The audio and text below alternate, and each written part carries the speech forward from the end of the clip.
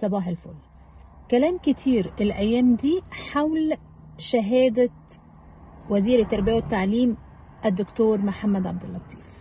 الهيئة الإدارية نشرت على صفحتها إن سيادة الوزير لم يحصل على أي شهادة جامعية من جامعة حلوان، وقالوا كمان إن هو نال الماجستير من جامعة لورانس في الولايات المتحدة الأمريكية في السياحة والفنادق.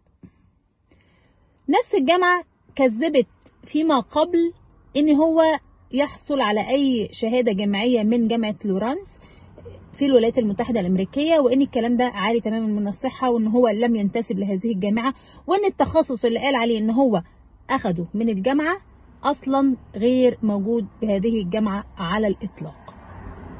ناس كتير طلبت بإقالة وزير التربية والتعليم لأن هو لم يحصل على شهادة جامعية، وإن هو دخل الوزارة كده بالمحبة، نظرا لأن أمه تمتلك العديد من المدارس الخاصة، بالإضافة إلى القرارات الكتيرة اللي خدها الفترة اللي فاتت لا تتناسب مع الطلاب ولا أولياء الأمور. فلغط كبير حول شهادته الجامعية، وهنشوف الفترة اللي جاية هل هيستمر في وزارة التربية والتعليم ولا خلاص كده.